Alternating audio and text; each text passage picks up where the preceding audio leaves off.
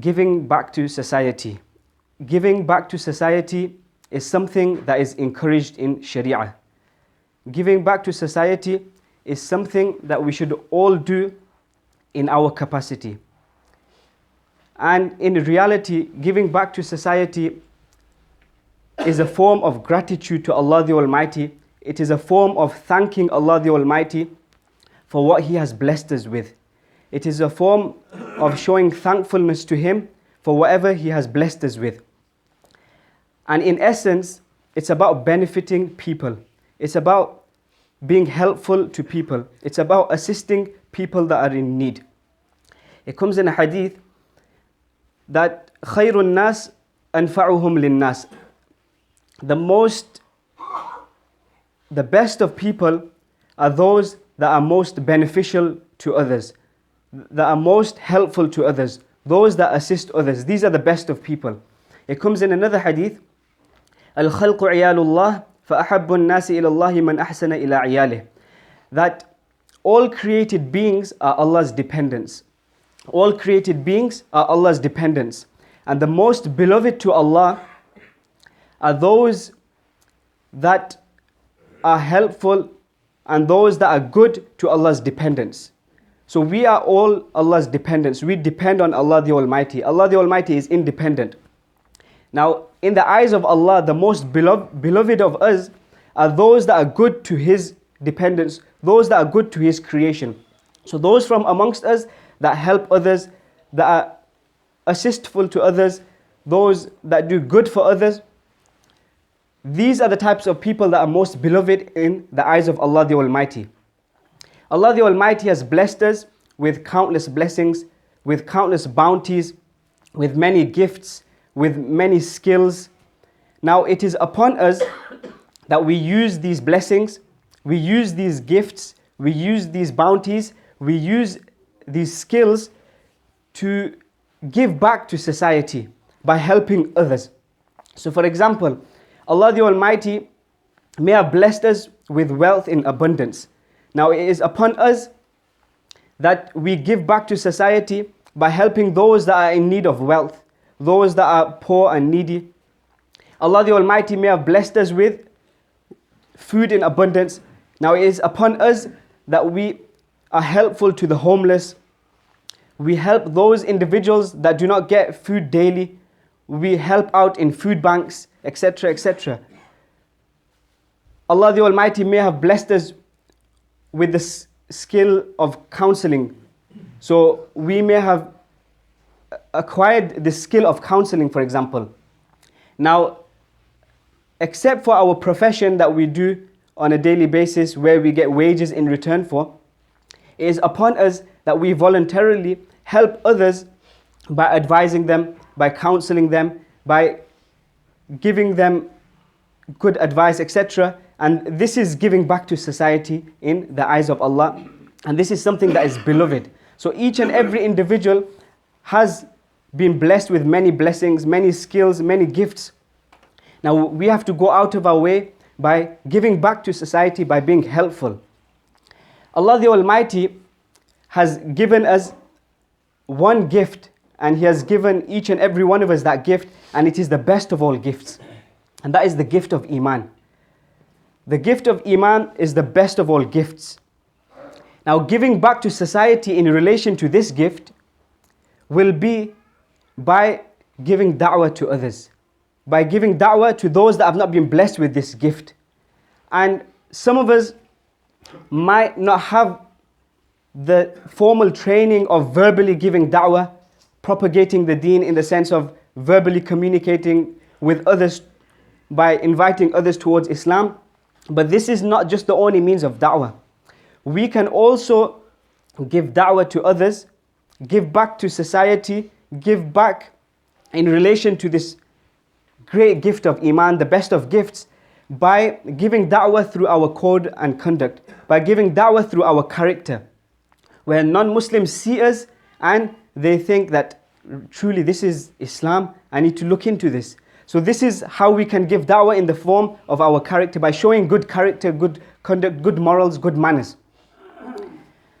Allah the Almighty has granted us this life as a test. And we all are tested in many ways. We go through tests on a daily basis. We go through many testing times.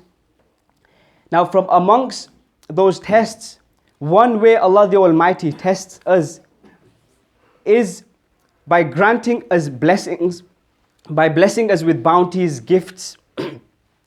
He wants to see, how do we give back to society? He wants to see, are we being helpful to others? He wants to see, are we assisting others through that very same gift, that very same blessing Allah has blessed us with? And sometimes we don't even know. Allah has blessed us with so much in relation to certain blessings, but Allah wants to see, are we giving back to society? To understand this, we'll have to go back to an incident that was narrated to us by Prophet Muhammad sallallahu alaihi wasallam. He mentions that in the time of Banu Israel, there were 3 men.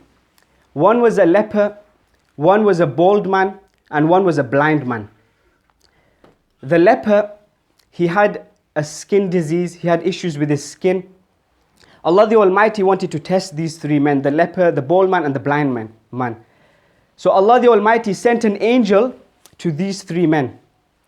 So the angel, he went to the leper who had skin issues, and he asked him, what would you like best?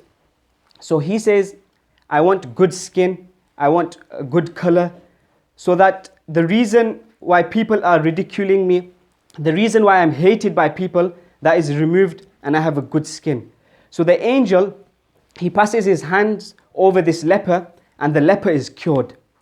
Then the angel asks the leper, what would you like best in terms of wealth, in terms of property, etc.? So the leper says, I want camels. So then the angel, he gives this leper a pregnant camel, a pregnant she camel. And then the angel says, may Allah bless you, may Allah grant you blessings in this. Then the angel, he goes up to the bald man. And the bald man, he is bald, he has no hair. So the angel asks, what would you like best? So the bald man says, I want hair. I want hair, so that the reason people are ridiculing me and the reason people hate me, that is removed, and people no longer hate me. So the angel passes his hands over this bald man. This bald man, he regains hair and he's no longer bald. Then the angel asks this bald man, in terms of property, in terms of wealth, what would you like best and what would you like most? So this bald man says, I want cattle. So then the angel gives this bald man, who is no longer bald, he gives him a she cow. And then the angel says, may Allah grant you blessings in this. Then the angel goes up to the blind man and says to the blind man, what would you like most? So the blind man says, I would like that my eyes are restored, my eyesight is restored, so that I may see people.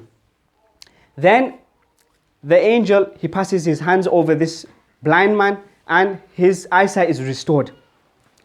Then the angel asks the blind man, what would you like most or best in terms of wealth and property? So this blind man, who's no longer blind, he says that I would like sheep.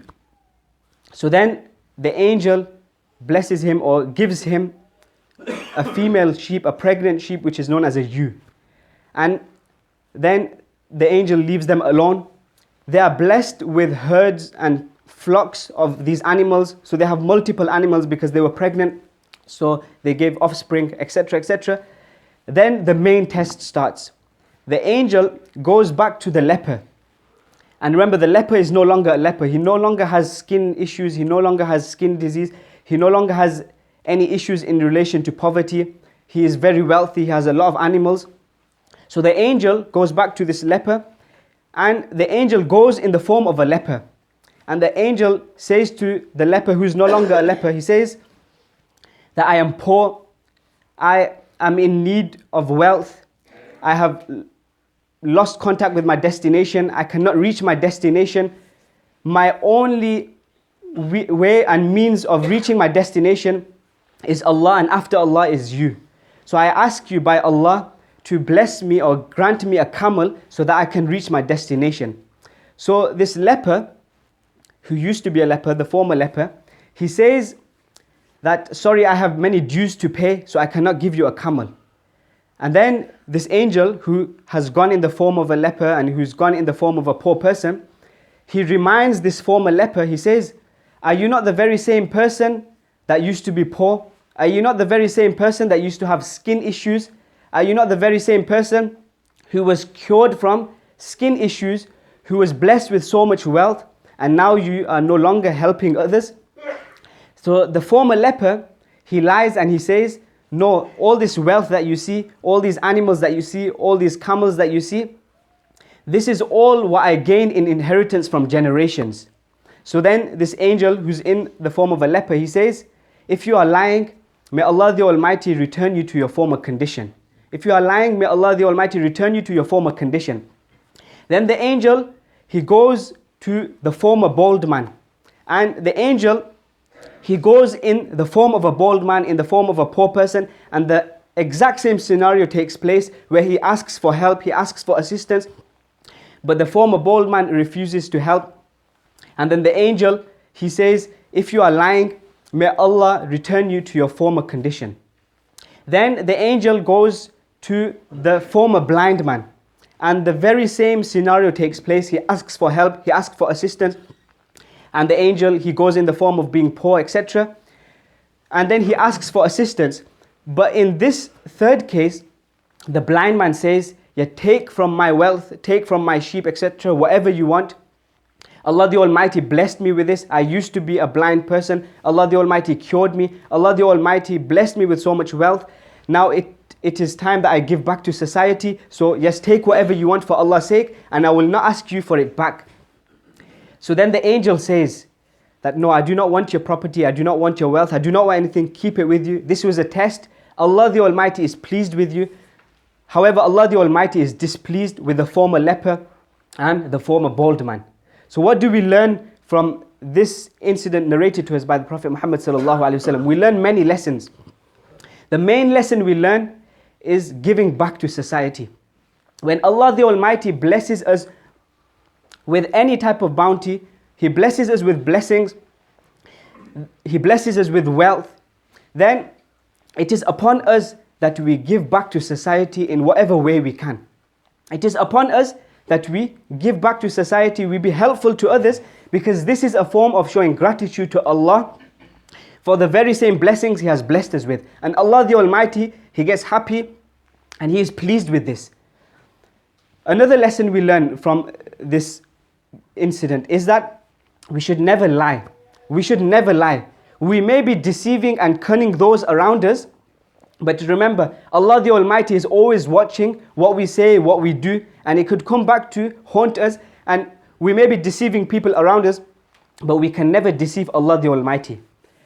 Another lesson we learn from this incident is that we should always keep Allah the Almighty at the forefront of our minds. Allah the Almighty should always be at the forefront of our minds, and we should have a deep connection with Allah the Almighty at all times, because at times what happens, we are so deeply connected with the worldly life and worldly pursuits that we can easily lose connection with Allah the Almighty. And when we easily lose connection with Allah the Almighty, what happens? We easily fall into the traps of Satan. We easily fall into the traps of our desires and we start doing wrong things. We easily start getting into evil and we start doing things that are of no good, and Allah the Almighty becomes displeased with us.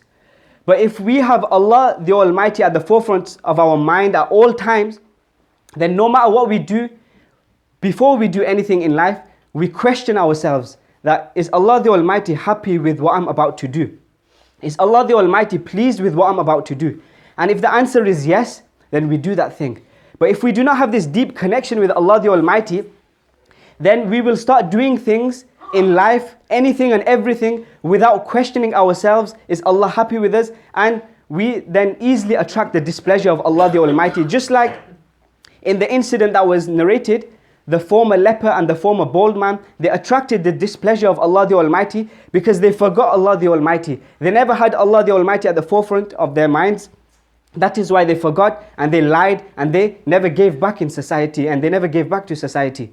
And we do not want to do this. We need to have this deep connection with Allah the Almighty. I pray Allah the Almighty give us the ability to give back to society. I pray Allah the Almighty give us the ability to be helpful and make us those that assist others. I pray Allah the Almighty make us from amongst those that are grateful to Him. And I pray Allah the Almighty give us the ability to act upon everything that has been said. Ameen wa akhir da'wana alhamdulillahi rabbil alameen.